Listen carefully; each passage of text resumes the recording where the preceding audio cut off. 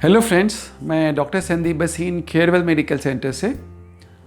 मैं आपसे आज शेयर करने जा रहा हूँ अनस्टेबल विटलिगो, यानी जो वाइट पैचेस बढ़ रहे हैं लेकिन बहुत तेज़ी से नहीं, धीरे धीरे बढ़ रहे हैं। क्या उनके लिए हम मेलानोसाइट ट्रांसप्लांटेशन जैसी सर्जरी कर सकते हैं या नहीं?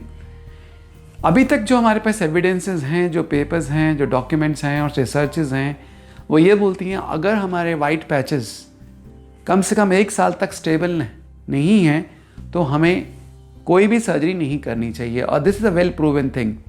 लेकिन कुछ नए पेपर्स, कुछ नई रिसर्चेज आई हैं और ये बोलती हैं अगर हमारे वाइट पैचेस 6 महीने 7 महीने भी स्टेबल हैं अगर, और तेज़ी से नहीं बढ़ रहे हैं, बहुत धीरे धीरे बढ़ रहे हैं, ऐसे सेलेक्टिव केसेस में, सब केसेस में नहीं, सेलेक्टिव केसेस में हम मेलानोसाइट ट्रांसप्लांटेशन कर सकते हैं।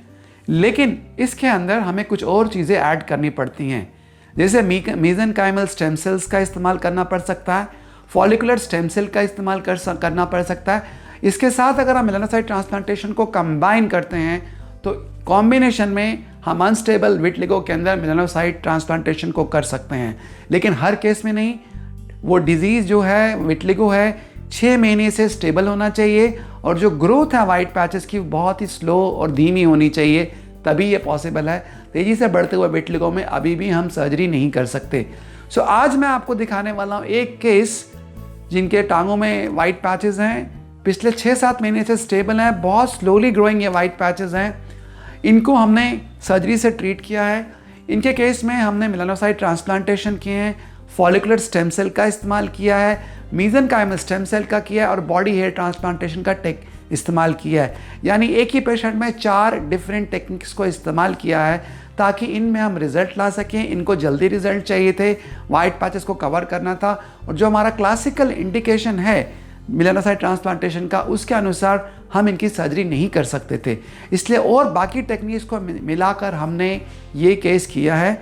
अगेन फ्रेंड्स, मैं आपको बता दूं, हर केस में हो सकता है ये पूरे रिजल्ट्स ना दे, but in limited cases, selective cases, this treatment can give results and may give you results जो हम नॉर्मल केसेस में नहीं दे पाते हैं। सो लेट्स सी ये केस हमने कैसे किया और आने वाले टाइम में इसमें क्या रिजल्ट्स आए ये भी मैं आपसे शेयर करूंगा। तो ये टेक्निक अभी हम आपसे शेयर कर रहे हैं, कैसे हमने मल्टीपल टेक्निक्स को वाइट पैचेस जो अनस्टेबल हैं उनके लिए इस्तेमाल किया है। तो देखिए, ये पेशेंट हैं, इनको ये टांगों में विटलिगो है और ये जो विटलिगो है अनस्टेबल था 6 मंथ्स बैक। नॉर्मली इसमें हम नहीं करते हैं मेलानोसाइट ट्रांसप्लांटेशन, लेकिन एक नई टेक्नोलॉजी हम इस्तेमाल कर रहे हैं। तो इसके केस में हमने मेलानोसाइट ट्रांसप्लांट किया। करने से पहले कुछ मेडिसिन दी गई थी इनको और कुछ ट्रीटमेंट स्टार्ट किया था 1 month prior to do this. Base surgery से 1 महीना पहले कुछ दवाइयाँ शुरू की गई थी। आप देख रहे हैं ये हम इनके हेयर फॉलिकल्स ले रहे हैं, कुछ ग्राफ्ट्स ले रहे हैं इनके। ये इसलिए कि जो बाल होते हैं यानी फॉलिकल्स होते हैं, इसमें कुछ स्टेम सेल्स होते हैं और मेलानिन पिगमेंट होते हैं। तो हमारा आइडिया ये है कि हम इन फॉलिकल्स को इस्तेमाल करें और इन फॉलिकल्स को भी हम इस्तेमाल करें अलॉन्ग विद स्किन ग्राफ्टिंग, इसको कंबाइन करें। इसके जो स्टेम सेल्स हैं ये हमारे रिजल्ट को इम्प्रूव कर सकते हैं मेलानोसाइट ट्रांसप्लांटेशन के। और इसमें हम 2 तरह के स्टेम सेल्स का इस्तेमाल करने वाले हैं। एक तो हेयर फॉलिकल्स के, आप ये देख रहे हैं, ये हेयर फॉलिकल्स, इनके स्टेम सेल्स का इस्तेमाल करेंगे, और दूसरा हम जो मीज़ेनकाइमल स्टेम सेल्स हैं जो हम फैट से लेंगे वो।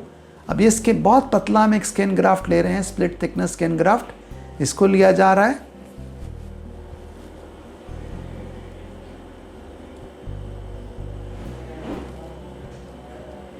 आप देखते हैं ये बिल्कुल पतला ग्राफ्ट है, ये हमने स्किन ग्राफ्ट लिया है। इसका एक हिस्से से हम ट्रिप्सिन में डालेंगे और मेलानिन पिगमेंट को सेपरेट करेंगे, और उसका जो दूसरा हिस्सा है इसी ग्राफ्ट का, उससे हम माइक्रोग्राफ्टिंग को क्रिएट करेंगे।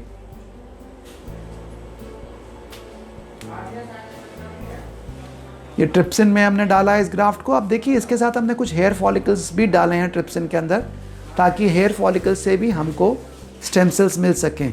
सो हमने यहाँ पे 2 चीज़ों का इस्तेमाल कर रहे हैं। जो हम यहाँ पर अभी हम माइक्रोग्राफ्ट क्रिएट कर रहे हैं। We are cutting the grafts into माइक्रोग्राफ्ट्स।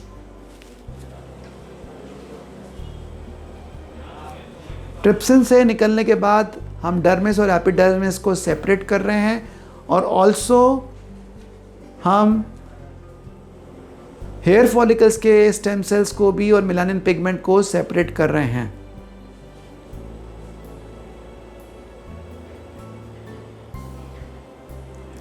उसी एरिया से हमने यहाँ पे कुछ लाइपोसक्शन कर रहे हैं, क्योंकि हमने वहाँ पे ट्यूमेसेंट फ्लूइड डाला था ताकि हमको फैट सेल्स मिल सके। इस फैट सेल्स में ये हम स्टेम सेल्स निकालेंगे, जिसको हम मेसेनकाइमल स्टेम सेल्स बोलते हैं। ये आप देख रहे हैं, हमने सिरिंज लाइपोसक्शन किया, ये फैट सेल्स हमको मिले हैं। इसको हम सेडिमेंट कर रहे हैं ट्यूब्स को, ताकि फैट सेपरेट हो जाए, नीचे से फ्लूइड सेपरेट हो जाए, ये 2 लेयर में चीज़ें अलग अलग हो जाए। ये डोनर एरिया की हम ड्रेसिंग कर रहे हैं, and this is how we are. ये देखिए मेसेनकाइमल स्टेम सेल्स हैं जो हमने सेपरेट किए हैं, and we are putting this mesenchymal stem cells below our donor, our recipient area. जिस एरिया में हमको वाइट पैचेस हैं उसके नीचे हम ये मेसेनकाइमल स्टेम सेल्स को ट्रांसफ़र कर रहे हैं। मेसेनकाइमल स्टेम सेल्स का ये फ़ायदा है कि अनस्टेबल विटलिगो को ये स्टेबलाइज करने में हेल्प कर सकता है। इस पे कुछ पेपर्स पब्लिश हुए हैं कि हम मेसेनकाइमल स्टेम सेल्स अगर इस्तेमाल करते हैं तो ये हमारे अनस्टेबल विटलिगो को स्टेबल कर सकता है। देखिए ये एक दूसरी टेक्निक है जिसका हम इस्तेमाल कर रहे हैं। हमने कुछ हेयर फॉलिकल्स को बचा लिया था, उन हेयर फॉलिकल्स को हम इम्प्लांट कर रहे हैं इस वाइट पैचेस पे। बॉडी हेयर ट्रांसप्लांटेशन एक टेक्निक है विटलिगो के लिए, क्योंकि हेयर फॉलिकल्स के अंदर रिजर्व होता है मेलानिन पिगमेंट का। अगर हम इनको इम्प्लांट कर देते हैं, ये हेयर फॉलिकल्स टेकअप हो जाते हैं और इनमें से जो मेलानिन पिगमेंट हैं ये इस एरिया को ट्रांसफ़र कर सकते हैं, बट इसमें वक्त बहुत ज़्यादा लगता है। हेयर ट्रांसप्लांट का जो रिज़ल्ट है वो कम से कम 1-1.5 साल में आता है। ये अब हम माइक्रोग्राफ्टिंग को ट्रांसफ़र कर रहे हैं। ये माइक्रोग्राफ्ट्स हैं, एंड ये हमारे मेलानोसाइट ट्रांसप्लांट है जिसको हम ट्रांसफ़र कर रहे हैं। इसमें मल्टीपल टेक्निक्स का इस्तेमाल किया गया है। हमने बॉडी हेयर ट्रांसप्लांट किए हैं, मेसेनकाइमल स्टेम सेल्स का इस्तेमाल किया है। This is melanocyte transplantation and also follicular stem cell. इन सब का कॉम्बिनेशन इस टेक्निक के अंदर इस्तेमाल किया गया है, क्योंकि अकेला अगर हम देखते हैं मेलानोसाइट ट्रांसप्लांटेशन तो अनस्टेबल विटलिगो में सक्सेसफुल नहीं होता है। इसलिए combination of stem cells from the mesenchyme and also from the follicular cells are being used along with the melanocyte transplantation and hair transplantation from the body on the body area. ये dressing कर रहे हैं हम। ये important है कि 5 दिन तक इस वुंड को बिल्कुल मूवमेंट ना की जाए, ज़्यादा मूवमेंट्स ना हो, तो हम इसको एक टाइट ड्रेसिंग दे रहे हैं। We giving a pressure bandage to this and tightening the whole thing.